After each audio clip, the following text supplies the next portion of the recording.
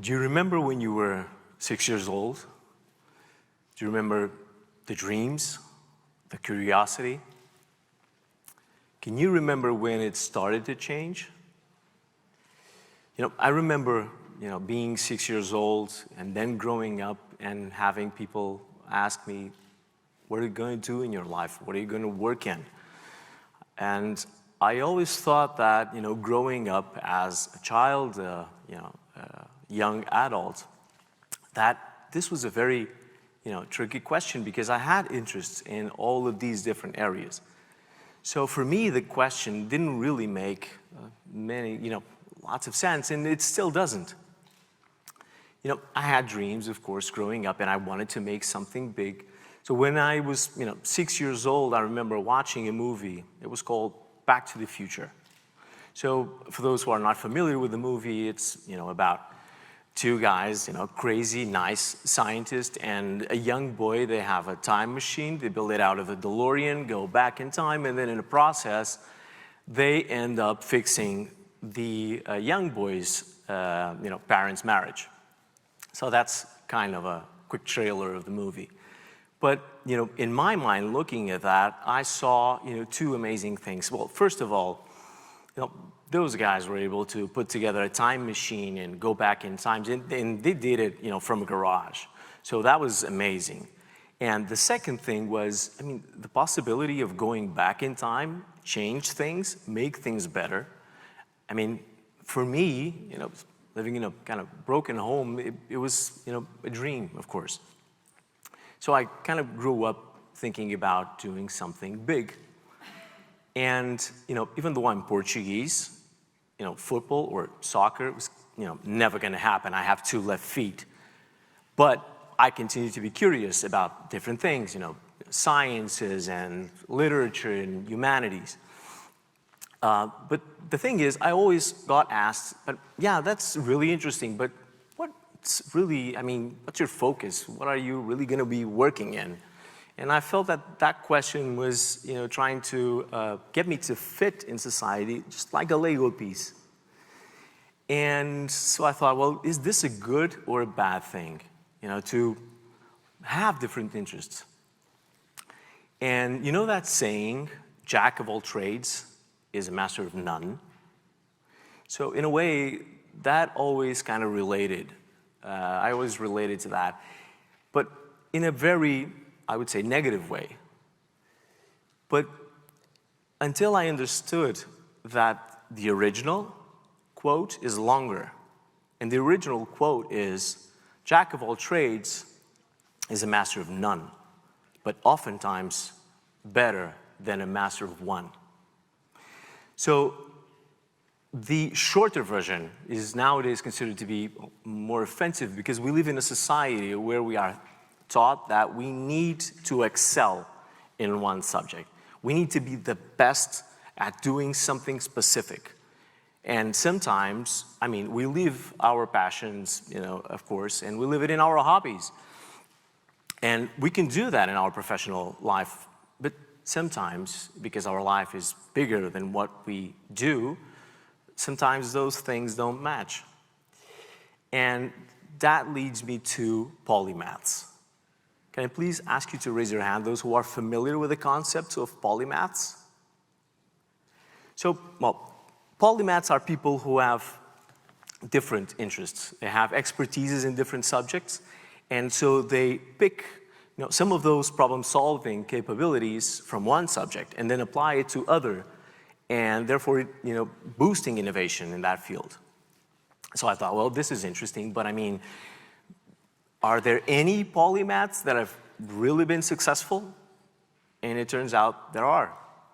So people like Da Vinci, Ellen Keller, Nikola Tesla, they were all polymaths. But then that leads me to the second question, which is, well, okay, it's old times, but in the modern age, would that still be possible? And the answer is yes. If you look at, for example, at what Elon Musk is doing, he's not a rocket scientist, but he was able to set up a space company, and a pretty successful one. And looking at that, I thought, well, curiosity is one of the things that is, of course, let's say a common trait to all of them. But I realized that there are at least 4 elements that need to exist or coexist for a polymath to be successful. Of course, curiosity being one of them, interest in different areas, but they need to serve a purpose. And of course, different for all of them. There's always kind of that driver, that trigger, and these guys usually are very resilient. They keep on thriving. So,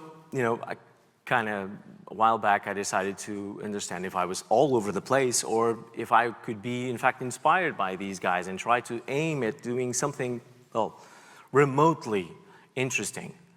And so I tried to check all of these boxes. Well, curiosity, well, good, I have interest in different areas. I mean, for me, it wasn't odd when I did my undergraduate degree in law and then moved to a master's in biochemistry and a PhD in immuno-oncology. I mean, why? Because even though it's different content, it's still the same analytical skills that I'm using to solve all of these problems. It's still the capability to anticipate some of these different scenarios. So only the content changes. Then, of course, the purpose.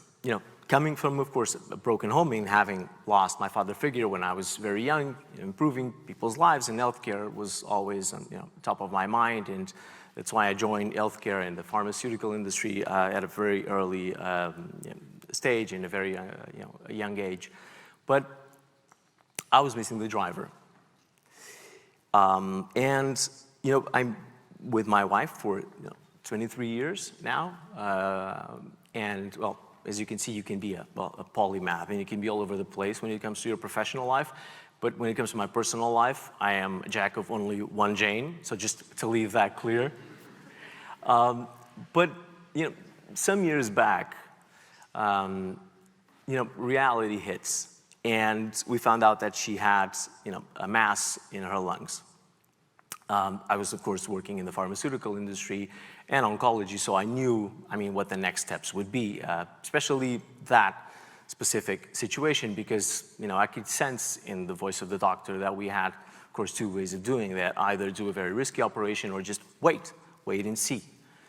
And at that time, coincidentally, I was discussing with a former professor of immunology, and we were discussing the possibility of developing, a technology and taking it to the market, something that could be very interesting to treat solid tumors. Of course, imagine my position. I was working for, several years in the pharma industry, 2 kids, pretty comfortable. So that was a leap that I could only take if I had the right trigger. And that was the time to make, to act, to take action. And even though I had no idea if the timing was still going to be good, I knew that at least I would try to make a difference and an impact in that field. Fortunately enough, then, several years gone by, we know that it's not malignant. So sorry for the long suspense, but it's perfectly now controlled. But for 2 years, we had no idea. So imagine how stressful that is. And in some cases, it turns out to be malignant. So I decided to, of course, take my chance and quit the job that I had and live between New York and Lisbon for the next year and a half. Took a job in a different area, of course, to support myself. I had a family. But I was, pushing, pitching to investors, talking with big pharma companies, and finally in 2019, we were able to raise one of the highest seed stage rounds in a biotech in Portugal. And even in the middle of a pandemic, we were able to put together all of these great, amazing, talented guys, far better than myself, that were able to develop these assets that we hopefully will take to the clinic over the next couple of years. And I think, having gone through all of these hurdles, I think that, resilience also checks. And I'm telling you this story to share 2 things with you. One of them is, I was searching for something that I was passionate about for many, many years. I only found that when I was 40. And so if you're, in your 20s, in your 30s, even in your 40s, and you're still trying to, find your place, or, that thing that really makes you passionate about, don't rush it. It comes when it comes.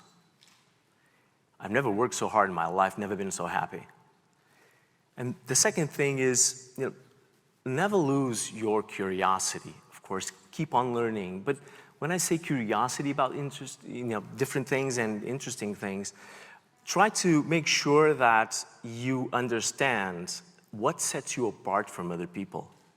What's kind of the glue that you have that is able to connect your different interests? What are you really good at in all of these different subjects that makes you different from everybody else and that will make you stand out? The purpose, find a meaningful one, the right one, bigger than yourself. Don't make it about you. The driver, the driver can be different for all of us. It can be because, we were bullied in school. We want to, just make an impact because we care. We have a problem that we need to address. It will happen eventually. I think that the major issue is we need to have, when that hits you, the skills together in place for us to move forward after that trigger. And then resilience. It's, of course, just having patience when it's rough, moving forward when it's hard. Because, good things are not easy. And even if there were, you wouldn't take the same, advantage from it. You wouldn't really take full credit for that. We usually don't. So, having said that, just keep on pushing. Chances are you might end up improving people's lives, and who knows, even making the world a better place. Thank you.